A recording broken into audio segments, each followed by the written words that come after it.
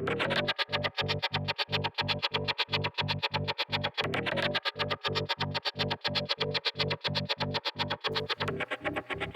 and welcome to episode 5 of Pushing Cardboard.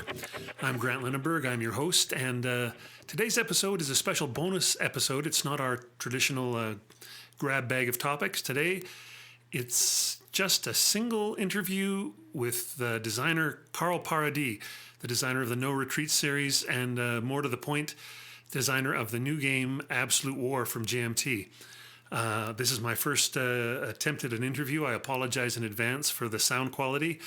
I'm sure that'll get better as I go along, but I hope you enjoy it. It was an interesting chat with Carl, and I got a few insights into his game, and he also drops a few hints on what he's going to be up to next.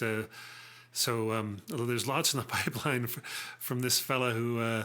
He constantly talks about how hard it is to design games and for such little reward, but he has a lot of ideas and he's got a lot of irons in the fire. So here it is. I hope you enjoy my interview with Carl Paradis.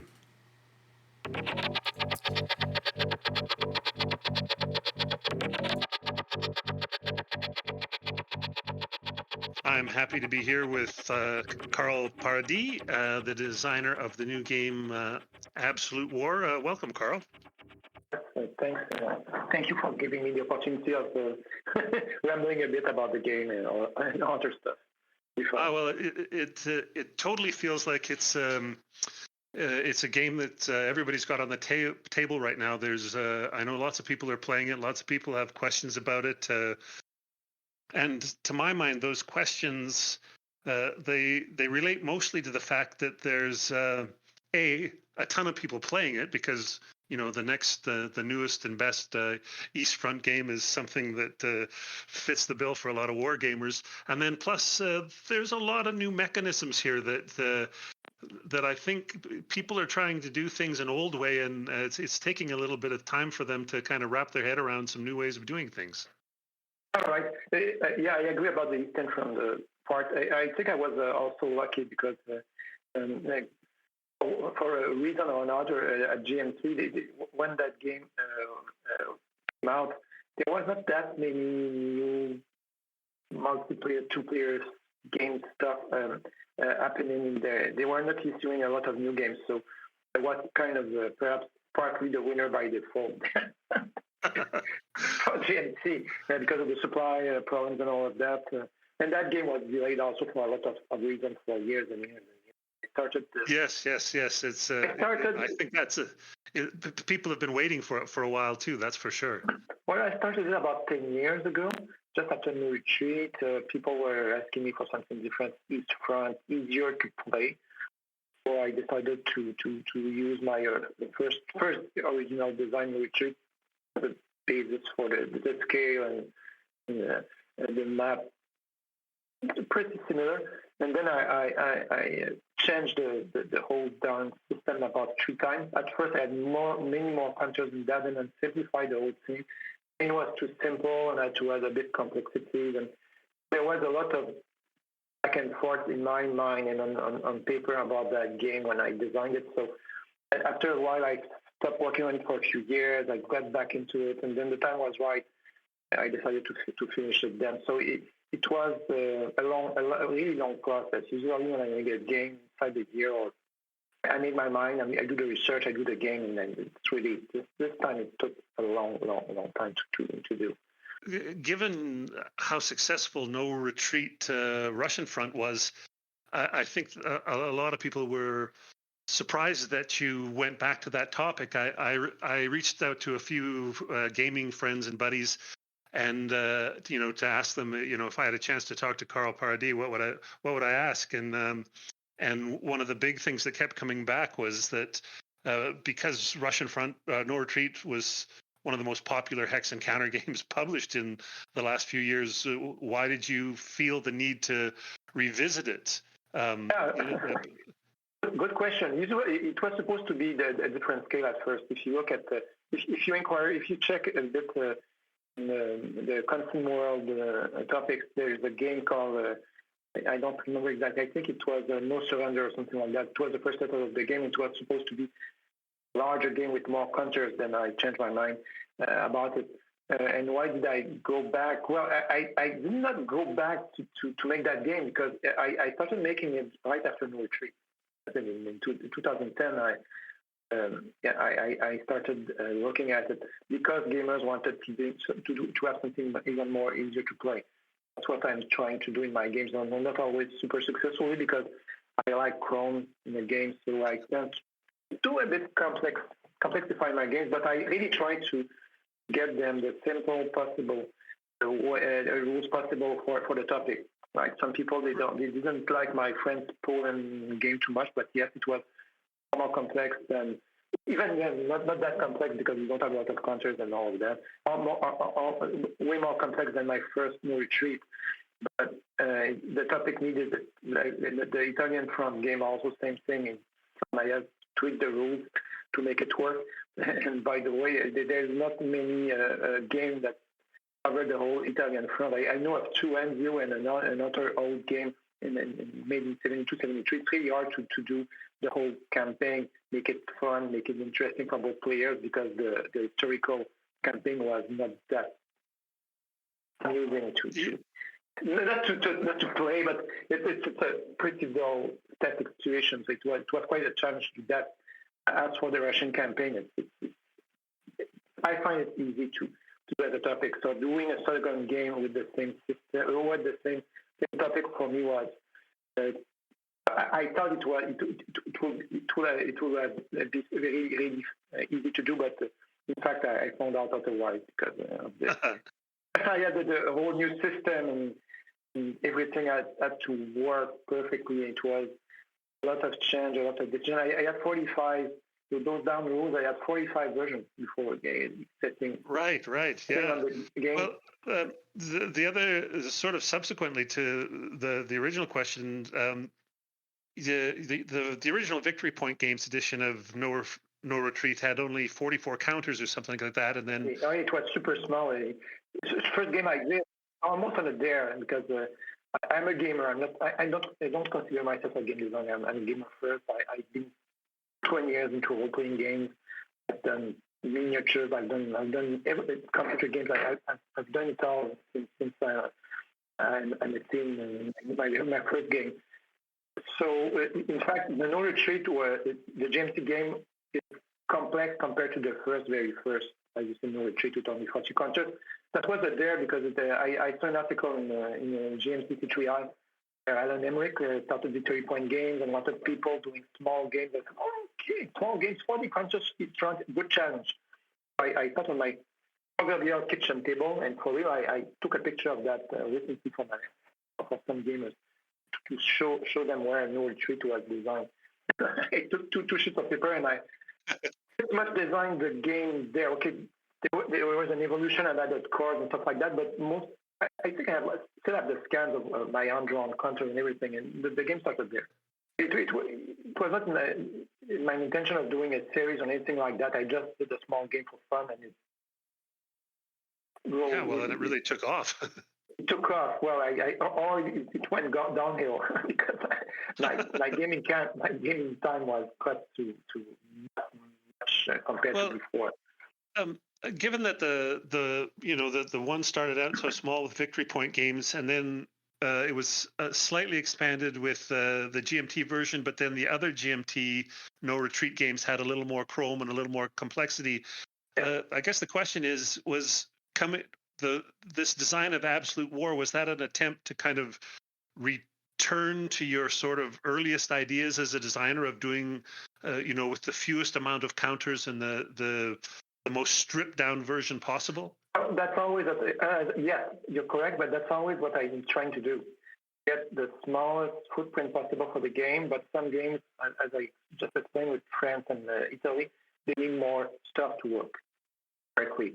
For example, I'm doing No Retreat 5 right now, so it's the Western Front. And while studying the whole thing, at first I said to myself, I will need tons of rules again. Oh my God, it'd be awful. And no, in fact, it would be I was really surprised to find out, testing the thing, I'm able to make it work with the rules almost as simple as the person retreat for a lot of reasons. And I won't talk about them because it would take too long. Perhaps write an article for C3 about that if you'd like it to publish it. So it's always the way I wanted to. Another example, I'm doing a new series after No Retreat 5. I'm doing the No Retreat strategic game because it's a lot of work, especially the cards. I'm doing quadri games, 5 games in one or 3 or 4 games in it's called No Retreat Battles.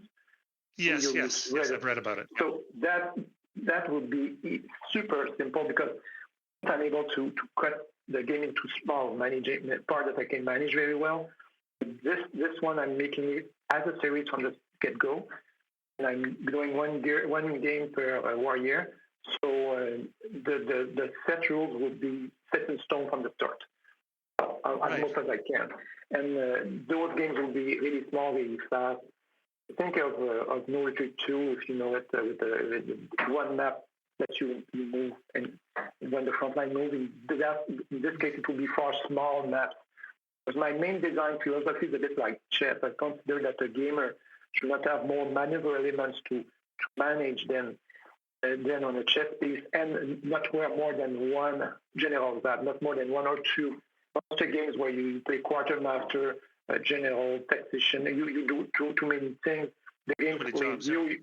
Yeah, too many jobs. The game is playing you. You're not playing the game. Well, it could be fun too, but that's not what I want to do. I want to give player as many meaningful decisions as possible while reducing the amount of work you have to do in the game as much as possible. And that's why I did that episode. It was by demand, but also gamers, they told me, I had the same feeling. Even No Retreat, if you do a whole campaign, it's fun. It could be a long-winded affair. And the thing is, you still have to compute odds, to count movement point X. So you have a lot of variable. And even on my own game, well, perhaps not No Retreat because I played it a lot, but on some of my other games, if I played them like more than 3 hours in a row, I would get a headache all the time. So absolutely why I decided to do something. There's a bit of a sweet spot though between I'm no monster gamer at all, but if the number of counters gets too small, like I guess we're talking about granularity here. Yeah. I start to feel like, oh my God, if I lose one unit, I've lost the game. You know, it's like I feel like there's less room for error with the less amount of units I have. You're exactly right. That's a trade-off, and you're right. Small games like No Retreat, if you get really, really, really, really unlucky, it can happen. Okay, in a monster game, it will happen perhaps one time out of 1,000, but in a smaller game, it will perhaps happen 1 time out of 10. That's what I computed from the first No Retreat. One game out of 10 will be probably broken because of luck and stuff like that, because you don't have a lot of counters. Yeah. But there is a good example of game that don't work. And sorry about blasting some games, but I like them anyway. It's the Victory Point game, Napoleonic game. Right. They went to great design, and I used a part of some of the ideas in my No Retreat game, but not enough counters. As you said, it's not granular enough. You can play like Boris. You have 20 counters on the map, and you said if you lose one, you're done. But there is a way. There is a way around that too. I'm doing a new. I have a lot of projects. I don't have the time to do them all. I'm doing a Napoleonic series. It's super simple. Oh yeah. I started 2 years ago. It will be probably published. I won't say the publisher yet because I haven't asked him if I could publish it. But it will be super deluxe with wooden counters. But you won't have a lot. Counters, yeah. Painted on if I can make it. No stickers. Yeah. So write to me on Board Game Geek. If you're interested, I will send you some samples. And just take a look at it.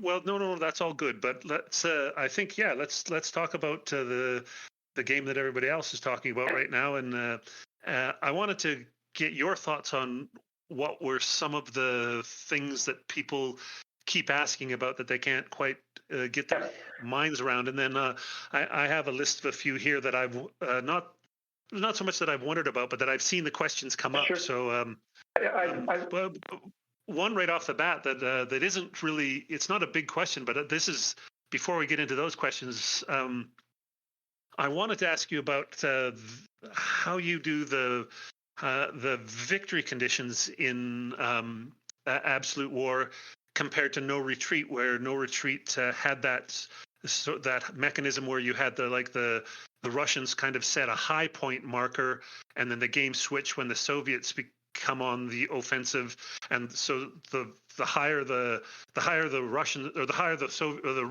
Germans could put the high point, the farther the Russians had to come back, and that was kind of how victory was determined in No Retreat, if I remember right. How do you keep? I guess in situations like the Eastern Front and North Africa, where in history there's a large swing one way and then a push all the way back. How do you keep, as a designer, how do you design it to incentivize the first side to make that big push forward in the first place, instead of just playing defense and waiting for the push back? Right. Well, the No Retreat game, as you explained, you have a threshold that you have to set. So you're doing better during the rest of the game. So it goes you into attacking more than you will normally logically do. That was not an idea. I took that idea partly from the Total Creek game, if you know it. Total Creek. Yeah, I haven't played it, but yeah. They had a kind of axis eyesight system. It's not the same as mine, but I found the philosophy of it quite interesting. So I used it to go player to do, especially the German, to go as far as he could to get those points. In No Retreat, you have other ways of winning. You have sudden death rules. Yeah. There's always a sudden. If you can get Russia in another city, or if the Russians can get Berlin or whatever. So it's about the same with Absolute War. You have those kind of sudden death that you can achieve. And, the other way of doing it in Absolute War compared to No Retreat is you also have some points for each side.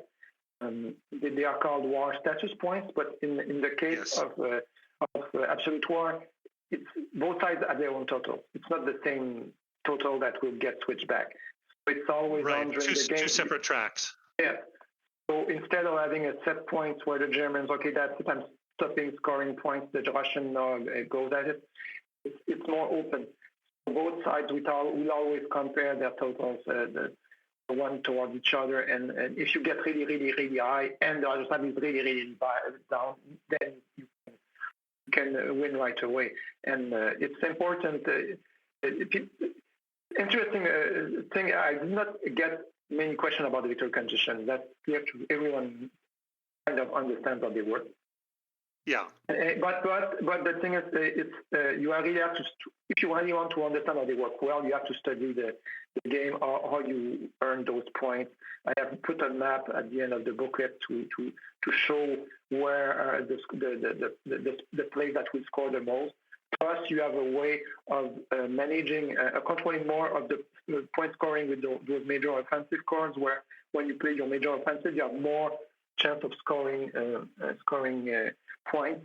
So you kind of take charge of the game in a way, a bit like a No Retreat, but even more so, because if I'm a German, I don't want to attack at Kursk, but I have the Kursk major offensive. I need those points to stay ahead and keep the initiative. So okay, I will attack anyway, even if perhaps for Retreat it's not a good idea for me to do that. But the game, if I really want to get ahead, I will chance something that I would not usually do. Right. It seems in Absolute War that the way that the war status points work, they incentivize the German to attack early, because once the pushback comes, the German's not going to be able to score those points as he gets pushed back. So he's got to score them while he can. Yeah, but if you look at that's where the study part I think about came into play. It comes into play here. If you look at the reinforcement schedule in the game, the plague, some turns the German will lose some points, some war points. Some Russian will gain some if you have some special historical happenstance. A bit like no retreat, but not the same. The same general idea. But if you look at the end, if you continue the game until the end, if you look at the last years of the war, the Soviets will get a lot of penalties in points because it's considered that the Allies are advancing on the other side. If the Russian were I will the side I won't take those points into account too much because I know I won't lose Moscow, so I won't surrender ever. So I won't put energy in that, and I don't mind. But what will happen at the end of the game if you really don't have enough points, even if you push the German a lot? Usually both go together, but if you're playing to conservative, your 2 point total status point won't be enough. Then you will start losing them 4 per turn in the late turn of the game. So it's the Allies that are advancing really fast. You can, in fact, both players could lose the game. It won't happen very often, but so you have to, even with the Russian, you really have to get as much points as possible. And one way of getting those points, especially for the Germans, you surround, you create pockets, surround the Soviet Union. So instead, if you just try to go straight at Moscow and you don't pass those points, you perhaps capture Moscow, but then the Russian will counterattack you and haven't done a lot of surrendering of units. You won't have a lot of war points, and you can lose. It goes the German into doing pincers that probably perhaps not always the best way of taking ground and advancing, but you get those war points. So like the Germans, it's interesting to do a surround at Kiev because you back a lot of units, a lot of pockets, and amass a lot of war points for perhaps later on the game, during the game or two. Perhaps if you're lucky, make the Russian surrender. But it's like the no retreat, but no, I was just going to say that those the war status points you get from the objective cards, where it tells you which territories you're after. That always seems to me in playing so far that feels a little bit like you're getting some outside interference from above. Like if you're playing at a certain level, you're being told to go places you don't want to go, and that instead of like you were talking about, some games you get to wear too many hats. It feels like those cards take one of the hats off your head and put some pressure on you from above. You have a bit of control with the major offensive card. But yes, those points, some people have complained, oh, well, they are random, I have no control on them. That's useful for me for making a small solitaire module, but that's the way I wanted it. You don't know the future. That, as you said, you don't wear that hat. You're not yet but you have you pretty much know where you can get the point. But sometimes an opportunity will happen, or sometimes you won't be able to score, and that to deal with that. I added some variability there compared to no retreat because I always like it. I always like removing control from gamers, and they don't like it, but I love to do that. The thing with if I wanted absolute control, I'd play chess. Right, but you just made how do you say that in English? Calembour. You made a joke because you said absolute control, and you're talking about absolute war. But I don't know the name. Yeah, that's true. But yeah, same thing with the funny happenstance, and I'm not demeaning anyone, but when I made the game, I did spreadsheets with all the odds for all the cards because that allowed me to refine the combat table a lot because I have 52 cards, so it's like a huge combat table with 52 entries. Like you're rolling a 50-50-sided die, okay? So I was able to make a lot of granularity into the combat result because of that. And I went perhaps a bit overboard. I did a lot of variety, but you don't have any computation anyway. You just draw a card and look at the result. I said to myself, hopefully no player will take all the cards, take all the results, and make tables with everything detailed, with all the odds and all the probabilities, because the goal of the game is to keep you guessing. A few gamers did and posted down that darn statistic about I was going to say, no, don't do that. The way gamers' minds work, that somebody's going to do it, but it's up to the rest of us to not look at it if we what I enjoyed about the use of cards as the CRT is that they are just like a CRT, but it allows you to not have to use the 2d6 distribution of results, or even a straight 1d6. Like, you can make the distribution of results however you like, and I like the fact that it's buried in a deck that I don't understand exactly how the distribution is. And as a game designer, that way I can make it really granular, and I needed the granularity because the rest of the game is pretty rough.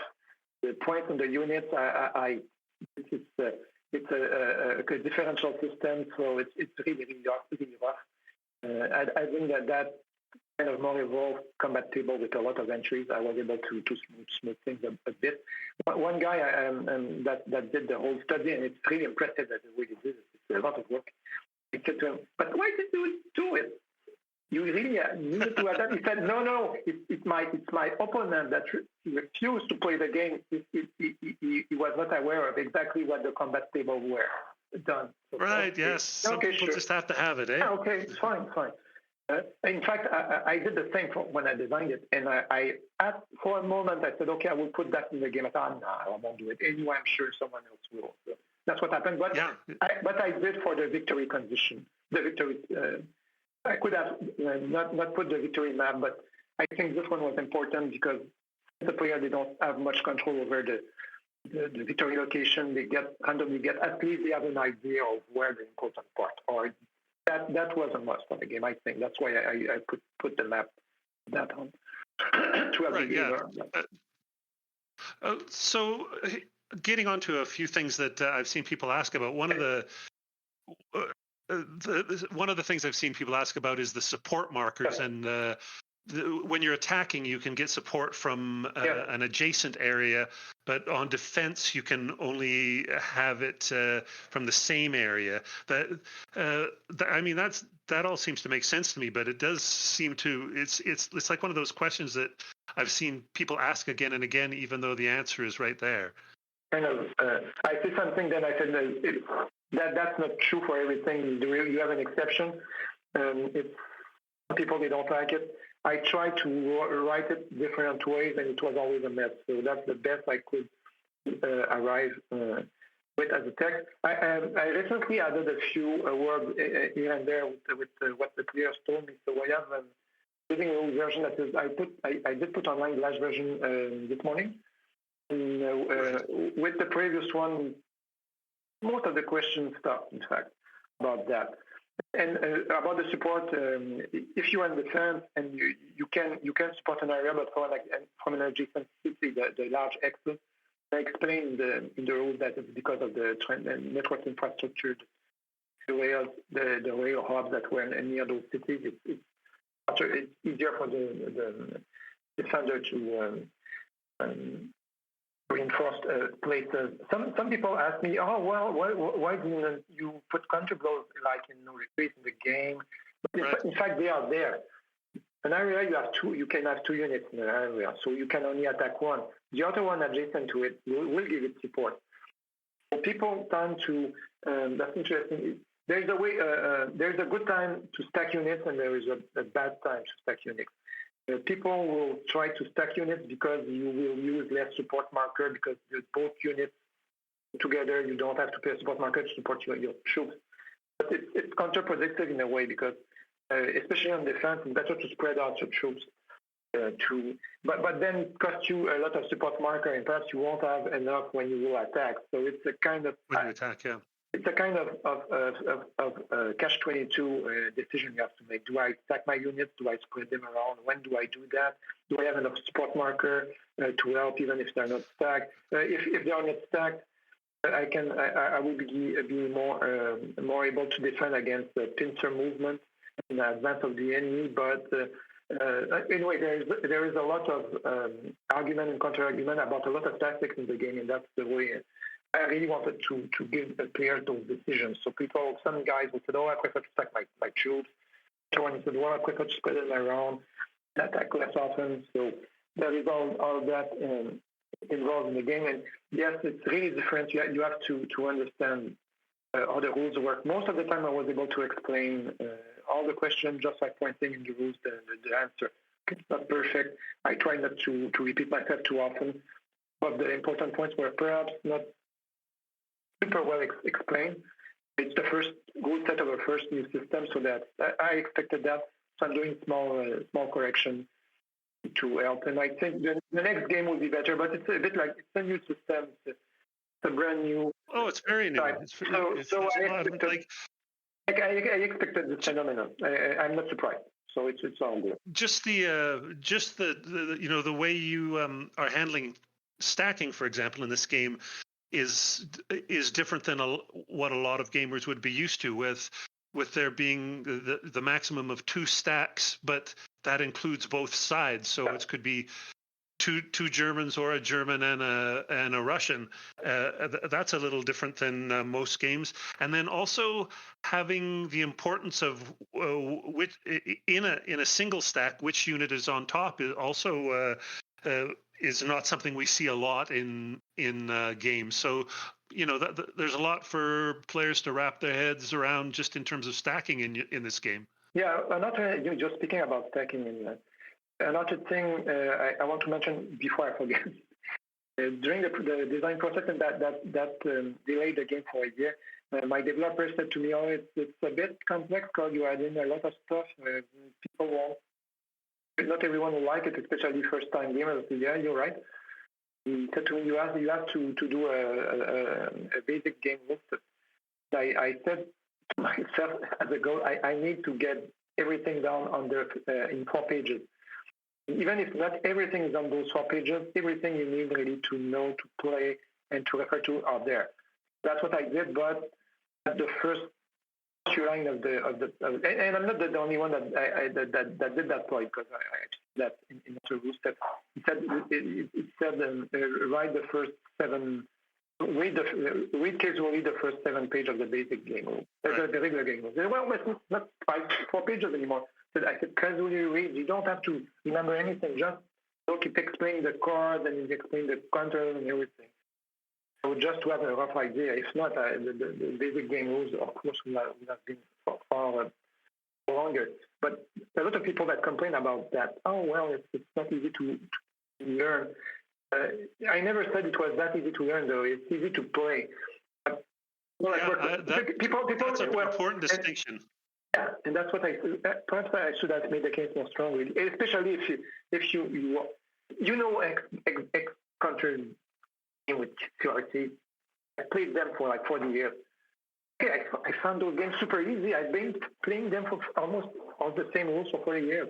There with small differences, but now you are having a game that is not an area game, not a base game, a bit of both. You have a lot of new stuff, so of course you have to get used to that. But people that were complaining that the game was too complex, have you played the basic game? Oh no, I don't. I haven't played that. I always play. I played the regular from the start. I could try the down basic game. You have no stacking. You have no cards. It's bare bone. It plays super fast, super fast. So I'm able to teach that game to a newbie 20 minutes.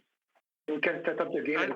I think the main thing is it's easy to play, not easy to learn, and part of that not easy to learn is because a lot of it is relearning things that we already knew from old hex and counter games, or even the changes like I can't think off the top of my head of another game that's basically an area game, but that also has a few hexes in it, and the way that hexes work a little bit differently than the areas. I mean, and even then melt down a few brains. Yeah, and you can argue that anyway. What is an area? It's a large X without straight sides. Yeah, or the flip. What's a hex? It's just an area as well. It's just the more I looked at it, it was just like the hexes were a way of saying these are special areas that have slightly different properties than the other areas. And one of my pet peeves in area games is I don't like the way they do their area. The straight lines, unless perhaps when Naval Warfare game, the areas often don't look natural. They don't mean anything on the map. What I did for my game, because I'm doing graphics too. After 10 years, I've learned how to graphics because I was a bit tired by trying to tell to the graphic artist what I wanted to as a design, or doing it on a pen and paper and then scanning that. And I did that once, and then I said I'd have to learn Illustrator and Photoshop and do Illustrator. Yeah. As most, I do mostly Illustrator and do as most as possible of my stuff. So when I do a game for GMC, the rule set is almost the same as what you get, but we do make it better. But it's the same layout. If I showed you from afar my prototype compared to the GMC final result, it will be hard for you to see the difference. Of course, the GMC does stuff much better because the last 10% of those graphics and things, it would take me 80% of effort. So, but they are great artists and they do it really, really great for me. So what I did, get back to the subject, I took my no retreat map. And I used that as a basis to draw the area, just to give me an idea with the hexes and the art. And you probably can get it a bit if you look at the map. That gave me areas with the right size. And the way it confronted to the terrain, I checked with the actual World War II front maps of the Eastern Front, make sure that I could replicate all the front line at specific time with my area. I made them as natural looking as possible. I think I got it right on that kind of map compared to other area games. People seem to like the map a lot. Yeah, people seem to like the map a lot for sure. Well, I mean, people like the map and the whole physical components of the game. I'm a physical component. I'm a physical component. Not all my games. I buy 2 sets of counters and I double check all the counters because I found that most of the games they don't counter are too thin. Look at Euros; they don't do that. You don't have counters in Euros as they do for a lot of war games.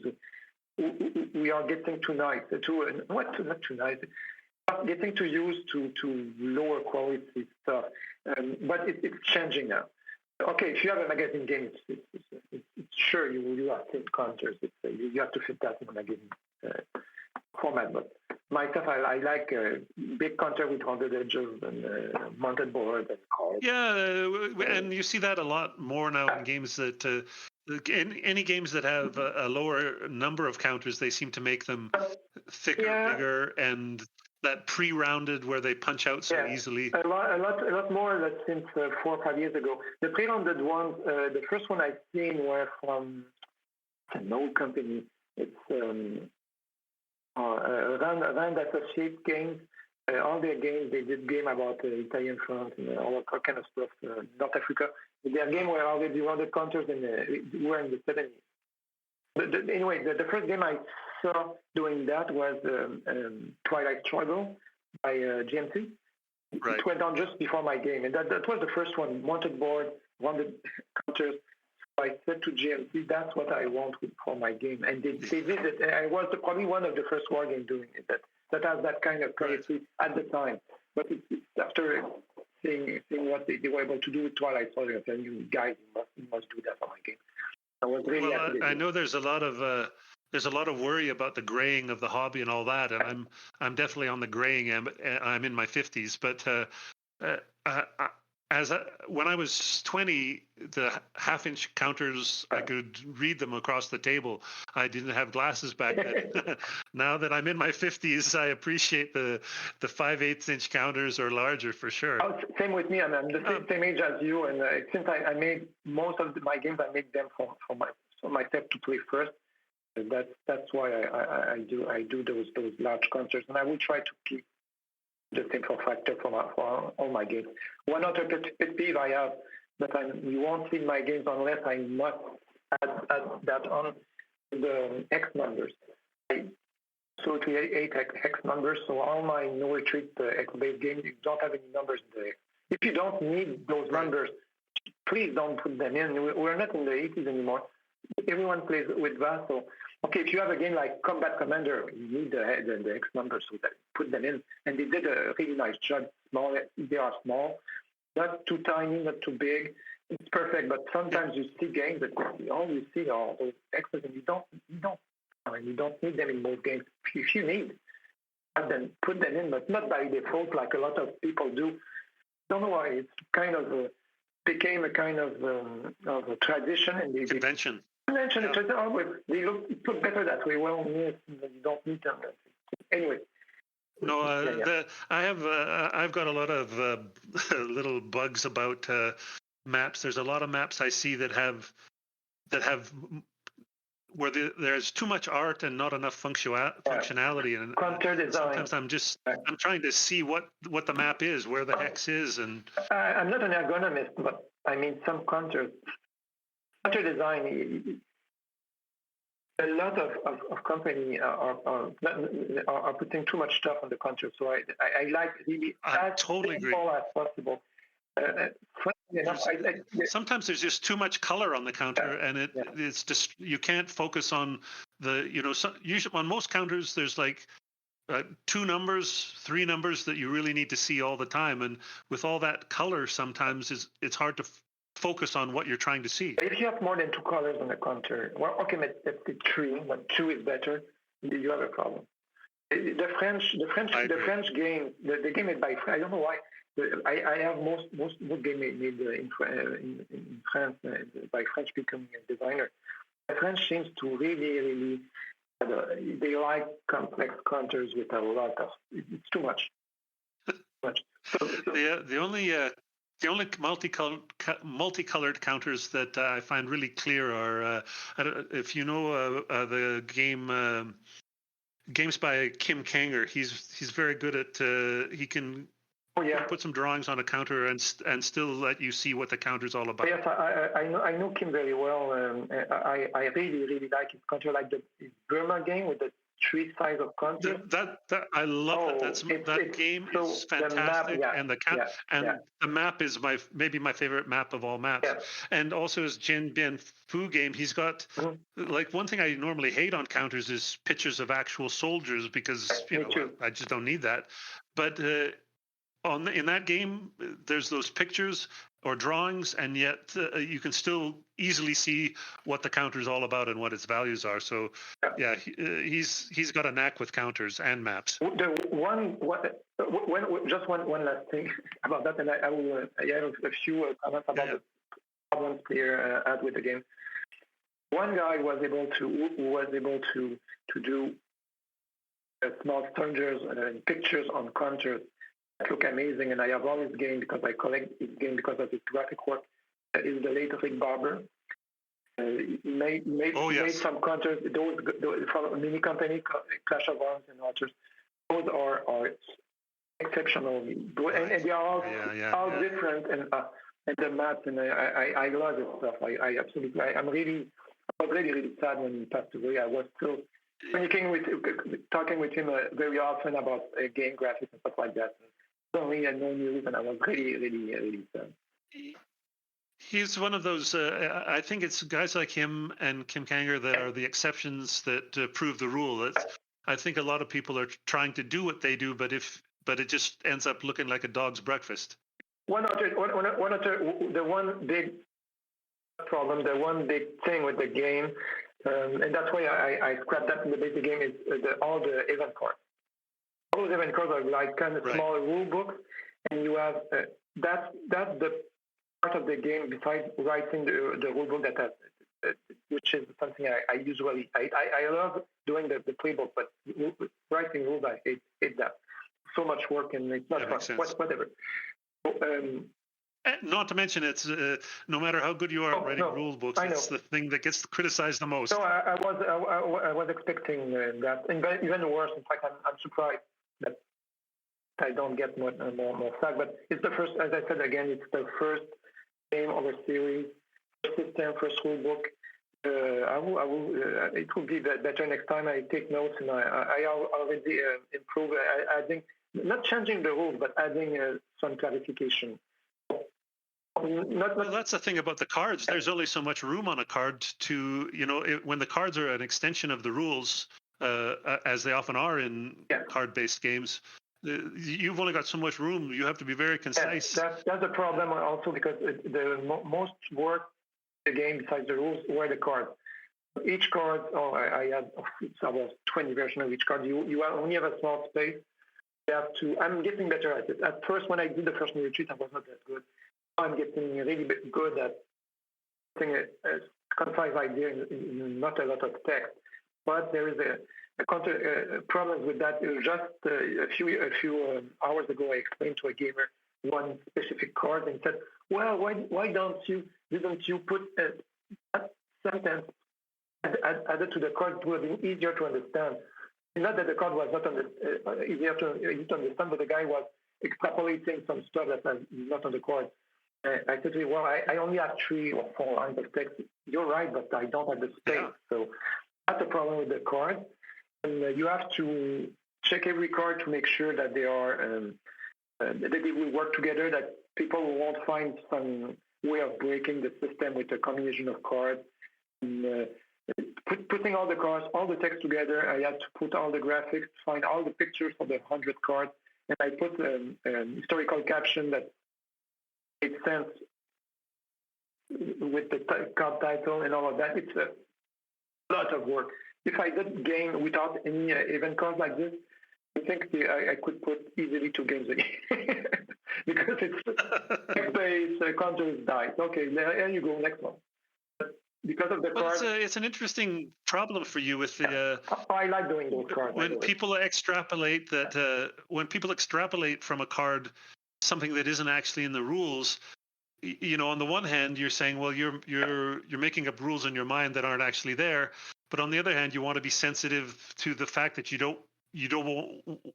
rather make it not possible for someone to extrapolate and what's not there. It's a fine line. And I could have played it safe with the cards. I'm not stupid. I could have done lane events, but I wanted to add stuff really fun. So I expected that there will be some gray area in some of the rules. The worst culprit of it is the rules in the game that says if you have a rule conflict between the card and the card text and the rules, the card text is precedent. Okay, it's fine. But then people will read the card text and will kind of make up conflict that doesn't exist in their head and say, well, okay, there's a conflict. So the card is back. No, you said that I can. No, I can't. Well, it's a fine line. You don't have a lot of text you can put in the card. So sometimes I say, well, ask, I will answer you just if I can. Usually, sometimes when somebody reads a sentence, they get an idea in their mind. A sentence can be read 2 ways sometimes, and if you've got a preconceived idea, you're not going to be open to all the different meanings that sentence might have. Exactly, but what can you do? I will have a frequently asked question, and there is only a few cards that cause problems like that. But sometimes it's as you said, the person won't understand the cards properly. Well, probably that's not proper. He understands it a different way. In fact, the way I did the game is pretty robust. It could probably do 2 or 3 rules all wrong, and then we play fine. Even if you make them interpret one card or 2 or 3, so as long as both sides interpret it the same way, it's fine. I haven't seen one example of a rule that if he really messed up completely because it was not very well explained, the game would be broken away. I haven't seen that happen yet. Because the important part of the rules come back because it's straightforward supply. It's super easy. But it's mainly the card aspect and the interaction in the card that cause problem, or the fact that sometimes I've chosen mechanics in the game that are really, really, really different than what we're used to. And then people made mistake. And was it a good idea, or should I compromise my design to make it easier on the players, I decided not to.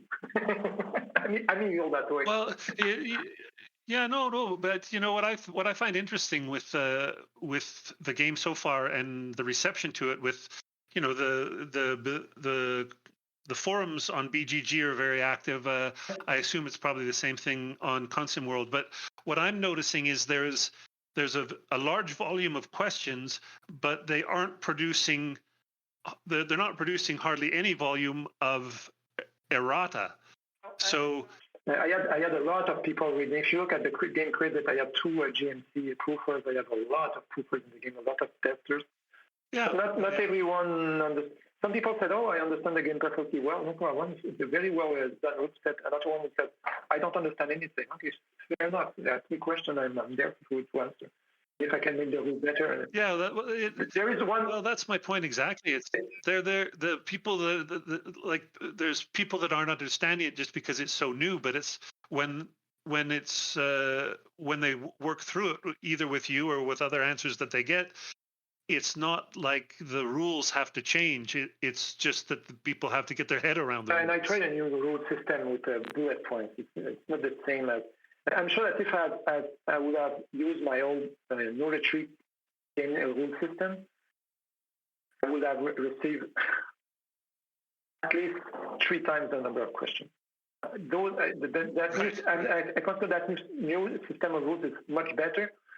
System I want to use, but if I had done that with the no retreat game, people would have said nothing. But since, as you said, it's a lot of new concepts, and it will be refined in the if the game is well received and GMC likes the sales they get, I will do the other games using that system. Just to prove I'm not a one-trick pony.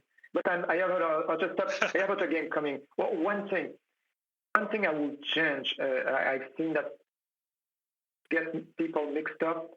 That will definitely change in the next game. Even if it's a small thing, it's important. The support counter, the support, they have not the support, excuse me, the mobile armor marker. Because you have attack markers on the other side, it's done. You have support marker on the other side, it's done. It's done. But the mobile tank marker are different, and that's a mistake. I should not have done that. It's, right. The just for anybody listening, on the mobile armor markers, it's armor on one side and mobile on the other, and that really gives people the idea that maybe it flips from one to the other, rather than it being 2 separate markers. That's a mistake. I should not have done that, and nobody told me anything about those markers. They didn't like it the way they were, but just because they are not the same as the other. It's not a good idea to do that. Well, and they are sort of related because they both both have an impact on exploitation and your pincer maneuver and things like that. To me, the biggest volume of questions have to do with the mobile exploitation and the pincer attack. Would you and creating pockets is? Would you agree that that's sort of where the most questions come from? It's not. They are. What's in the rules explain what they do, but it's not. It was not a good idea to do them the way I did. I realize that now. What I will do in my next game, the mobile, I will do both. I will do a combo of both, but not the same. Marker will still be named mobile.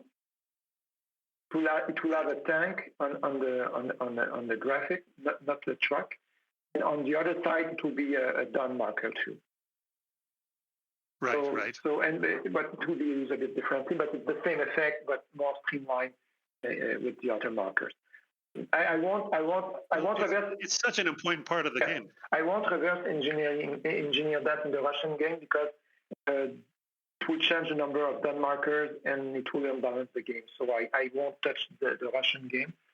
The next one I want to do is probably North Africa, but the whole thing from Suez to Tunisia.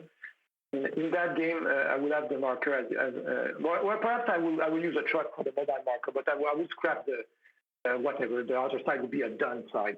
But it will work a bit differently in the North African game. The stacking will not be the same. You have more units per area. Those markers you will buy. You will have a supply point, and with the supply point, you will decide what kind of marker you want to buy.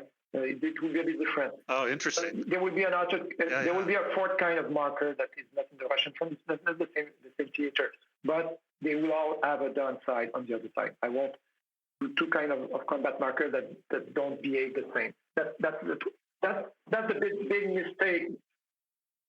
That's the big mistake. If there's something that I would have done differently, that's the thing.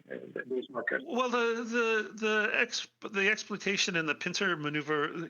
I mean, that's sort of like that's a core thing that people look for in an East Front game with the, to create encirclements or pockets. And I think everybody was interested to see how you were going to do it in an area game. So it's sort of a key part of the game. And I think it works, but it's not as elegant as it should have been. So this one I will tweak a bit. And what I will do also next month, because I'm waiting for all the questions to answer. I will put online a new version of the living room. I won't change much, but at the end of the rules, I kept one blank page when the booklet was made, so I could add stuff. So Right. I posted on Board Game Geek one last version for the next month, for February.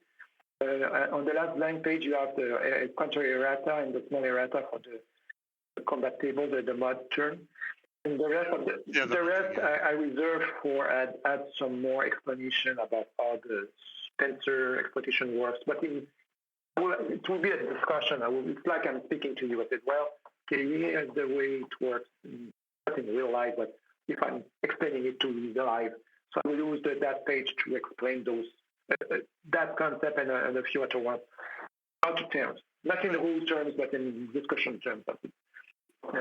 You can also once you get your head around it all makes sense. But it's I think it's the biggest sort of leap people are making. But I think it was what you don't see is the wheel behind under the wheel.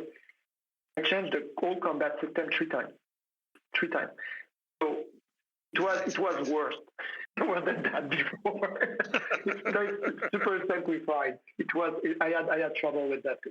All that. Well, it's new. It's a new concept. You have to test it. And it won't work. I changed something else break because I changed another thing, and then it has all to fit together the big package. And I was tweaking stuff to make the gameplay balance, especially work well, because that's really, really important for me to have a game that really balanced, if possible, with different playing style. I totally agree. I put a lot of effort in playtesting. I put a lot of effort in playtesting. And that's why some of the monster gaming are suspicious to me, because I know that you don't have the time to test everything. Hopefully, hopefully it will work. If it doesn't, the design will say, especially the late game. You see the game, a lot of games, they work super nicely up to the middle part, and then what happened? Well, probably they not tested that much. Yeah, and it's fine. It's the way it is. It's a small hobby. We don't have a lot of resources. You do the best you can. So whatever it is.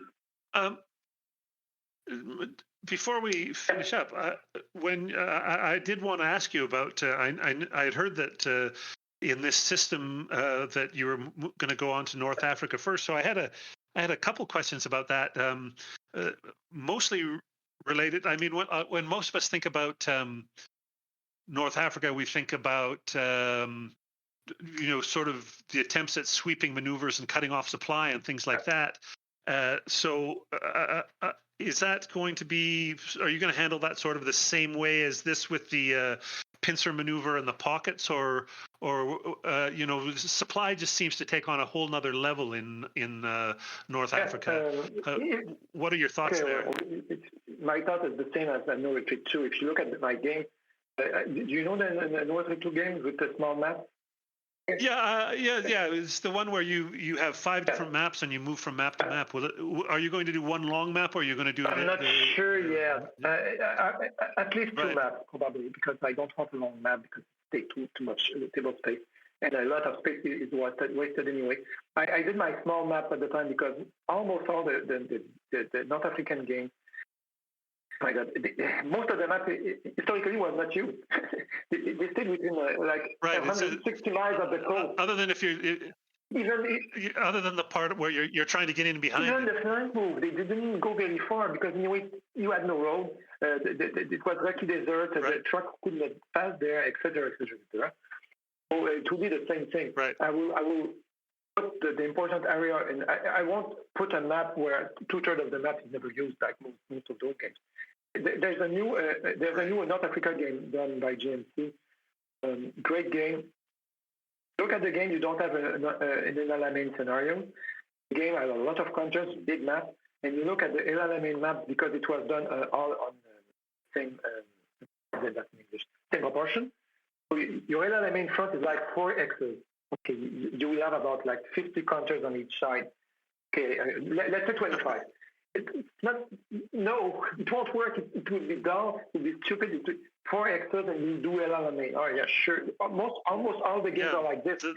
If you look at old games like Camping for North Africa, made by the guy who made Russian Campaign, if you look at the map, that's one of the best North African maps. If you look at this map, check the map, it looks like all the other maps of North Africa, but if you look at the terrain and you look at all the other maps done this time, he has done a distortion of about 4 times in the El Alamein portion of the map. So the map is like 4 times wider than it should be. And it works perfectly because when you are there, you still have maneuvering space, even if the map is distorted. And the same with the south part of the map is completely distorted, but it's because it was not used. So it works. Have you seen Ted Racer's game, the Dark Sands? He does sort of a similar thing where the map is it's in 3 panels where the 2 outside are at one scale and the middle is half that scale. But well, interesting to speak about that game because he explained in his rules, I'm doing the same as No Retreat. Separate maps. Probably you found that I had a good idea. But I'm changing the scale on mine. But in fact, I did the same in my map. Not all the maps have the same scale, but probably you never realized it. This game is great, but he has the same problem as the other one. El Alamein is too small. In fact, it's so small that he did not even the trouble to make an El Alamein scenario because it will look completely foolish. And that's the only problem I have with that game, which is really, really I like the chip pool Activision's really nice. Yeah, I like that part. I haven't played the game through yet. Oh, you will like it. I did pull it up enough to look at. But look at the El Alamein map. Instead of using that map to make El Alamein a bit bigger size, because you have no choice. If you want to make a game interesting, you don't put 50 counters on 4x wide line. Use all the space. Yeah, well, I'm going to check out that one you mentioned. The American Campaign, Jetco game, Australian game. Yeah, that's being redone by Compass or. Oh yes, it was redone by Compass. Yes, great. Yeah, that's distorted right. Yeah, it came out as in a deluxe version. This has been great, Carl. Is there anything else you wanted to talk about with regards to Absolute War or any of your other games? Well, as I said, I'm coming up with a Napoleonic game system. I think if you're interested, I will send you some details. That's just only one thing I wanted to say about that system. We were speaking about not enough counters in the game. That game will have really not a lot of counters. It's like Australia. It's not. You won't even have 20 counters per side. It's wooden counters. You have they are like rectangles and squares. Each arm are just. You give me every opportunity to lose quickly when you have so few counters. But not in that game. That only means I get to play it again. Not in that game, because if you look at most Napoleonic battles, what happens? It's very rarely, but for some exceptions, most of the formations were intact until the end of the battle where they retreated. They had a lot of loss of stuff like that, but the core was still core, and you rarely saw everyone run away and disappear.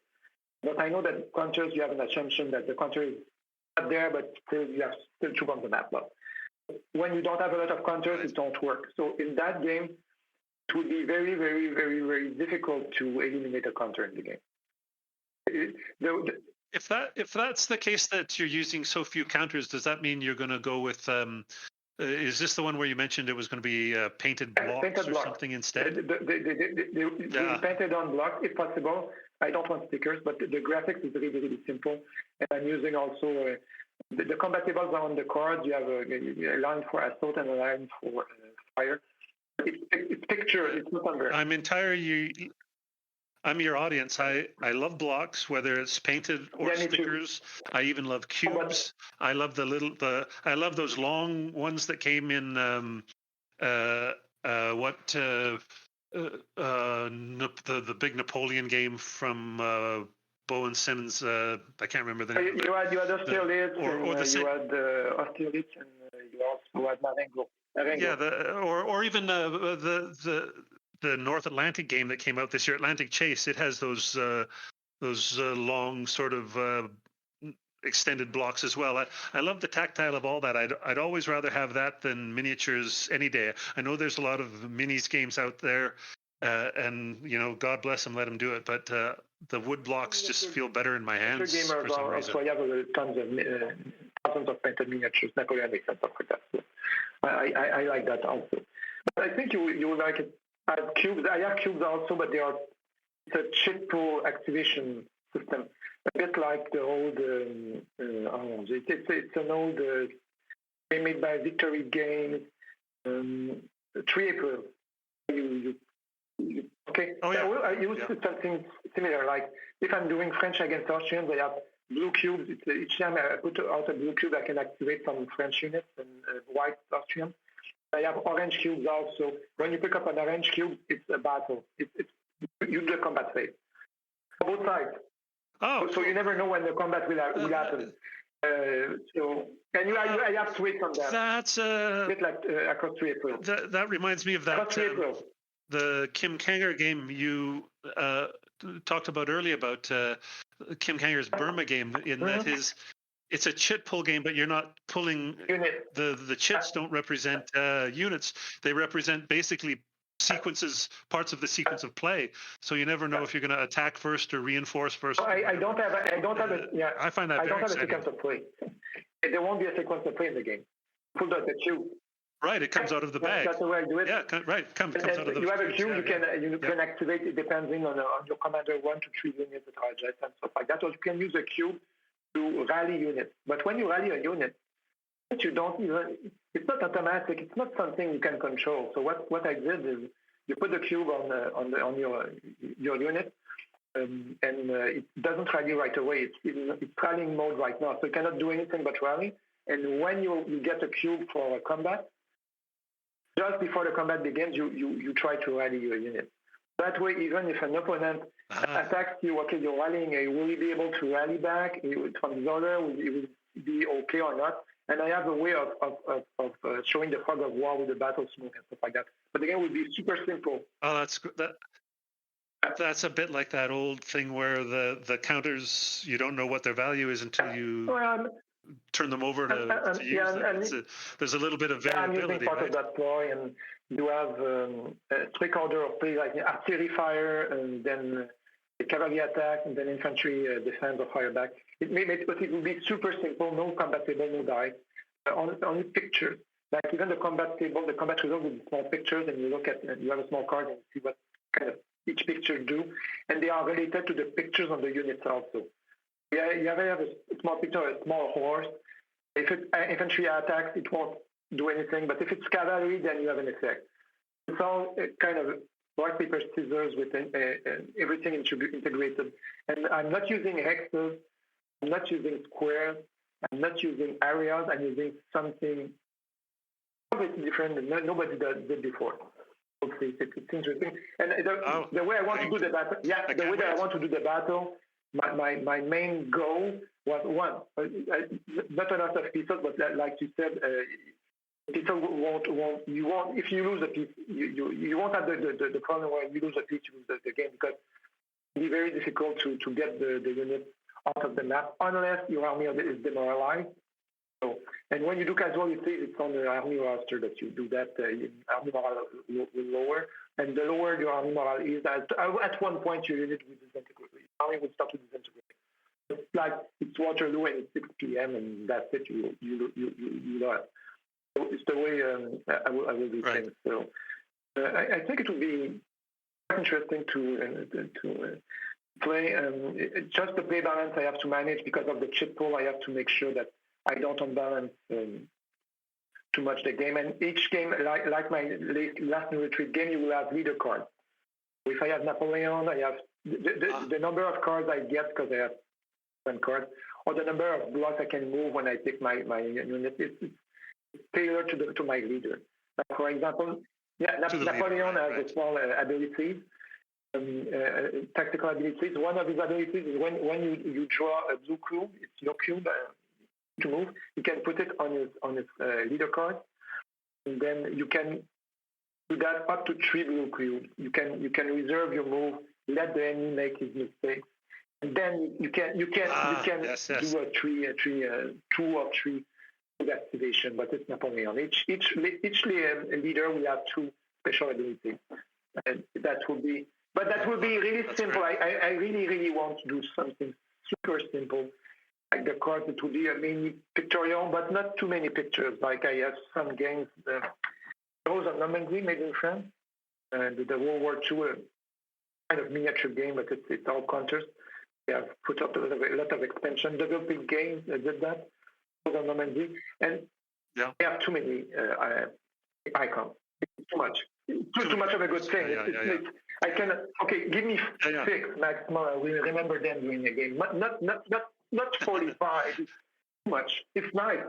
We're all Goldilocks in this, right? It's like everybody's got a sweet spot that's just right. So all in all, it's a game no dice, event card, chip cube activation, and not a lot of blocks, but you won't lose much blocks during the game anyway. So rest assured, it won't go that way.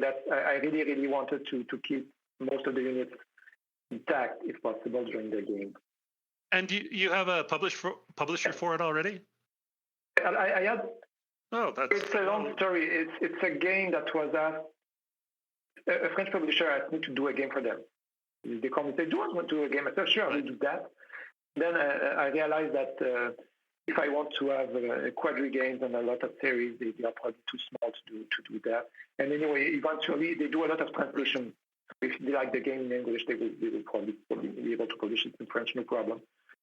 So, and GMT, I had too many projects going with them right away. So you're too busy, you won't be able to make the game fast enough. So I said, okay, I will do it with somebody else because after my Norwich 5, I really want to do that polemic series. I've been working on that for 2 years. It's another company. It's another publisher, but they are doing a quality work. So it would be really interesting. If it happens that the game will be physical quality of the games will be amazing. We'll see it this year. You will hear about it this year for sure. Yeah. Well, thanks so much for talking to me today, Carl. I think Absolute War has been a huge success, and I think we're going to see it played all over the place. So thanks for talking about it. Great. It was great. And if you want to know about my Napoleon game, I will send you my pros and stuff like that, so you can give me your input on it. I will. I'll drop you a line later. All right. Okay. Thanks very much. Bye. Have a good time. Bye. Well, I hope you enjoyed that as much as I did.